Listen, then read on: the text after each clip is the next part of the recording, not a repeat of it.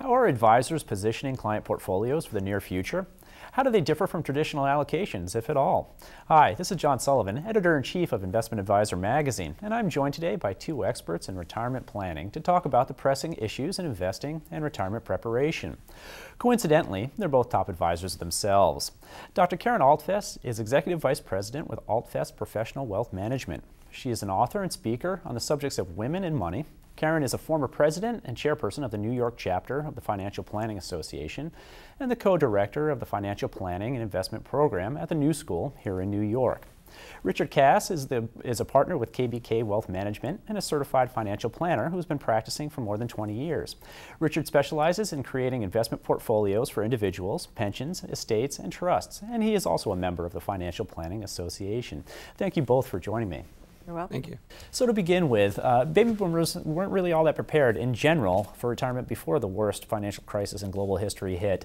At that point, they really did freak out a little bit, and good defense became the best offense. They really wanted their assets positioned for wealth preservation. How are you positioning client portfolios now? Is it still defensively? People looking for income are going to have a big disappointment, and I met just such a couple yesterday. Came in, they told us how they had been making 5% on their money market accounts years back and using that to meet their needs.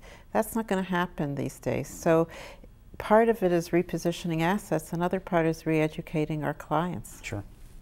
Yes, I agree. It's a big problem is getting their clients' expectations in line with what the reality is in the financial markets. And so as an advisor, one of the biggest challenges is looking at more non-traditional ways of trying to help them and get that point across to them so that they can realize their goals. Non-traditional, do you mean alternative investments? Not necessarily, no, just maybe different strategies. You know, maybe you'll take a little less income today, but you'll hope to make it back in the future, or, you know. So it's just a tweaking of the plan you already have in place?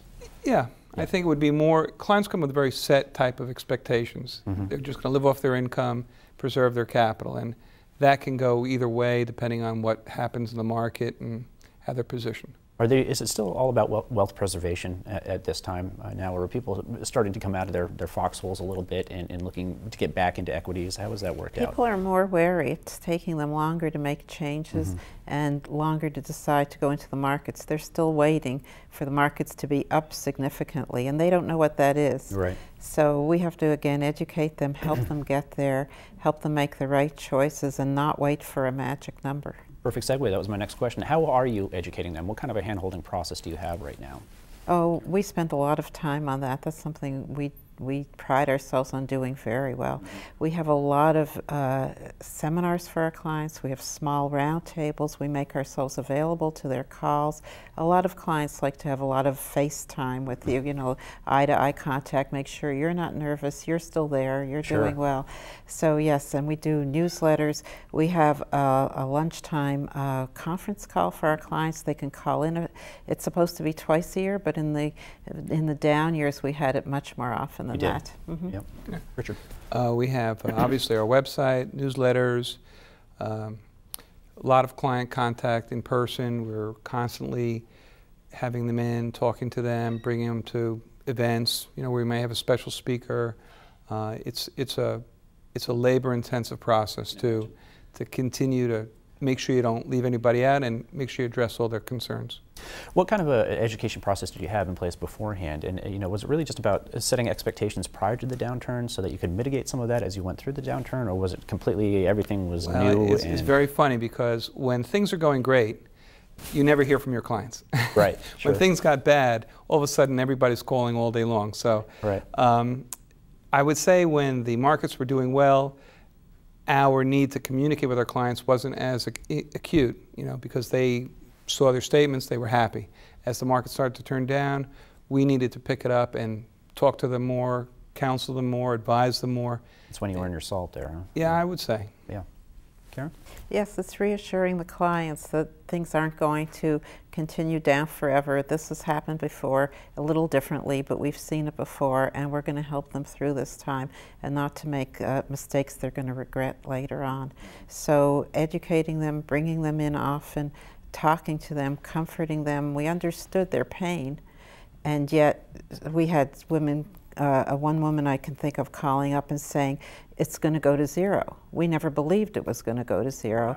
And, you know, getting her to change her thinking and say, yes, it's difficult now. It's not going to go to zero. Yeah, okay, wonderful. What kind of a toll is it taking on you and your staff, so just from a kind of compassion fatigue standpoint? And how do you stay motivated? How do you keep your staffs motivated in a time like this?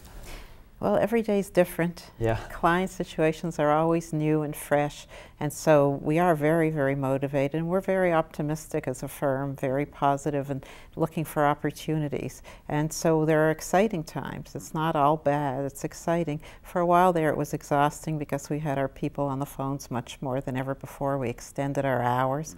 We had Saturday hours, which we've never done, and late evenings. And not that many people called or came in, but our clients were very grateful that we were doing that. Yeah, yeah.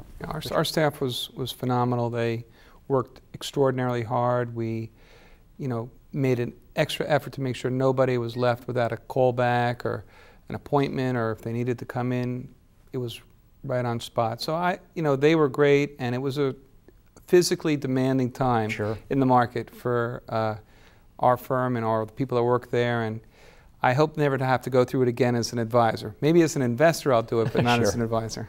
Fantastic. Now, you know, you just talked about, you know, longer hours and working harder for what in many instances was less revenue. From just a practice management standpoint, how did you account for the downturn in revenue? Was it something you just had to deal with, or did you get creative in making up that revenue shortfall? I didn't have, just speaking for our firm, we didn't see a tremendous drop in revenue. It was slight, you know, not tremendous, but we were lucky. There were other advisors and other firms that had big swings in their revenue.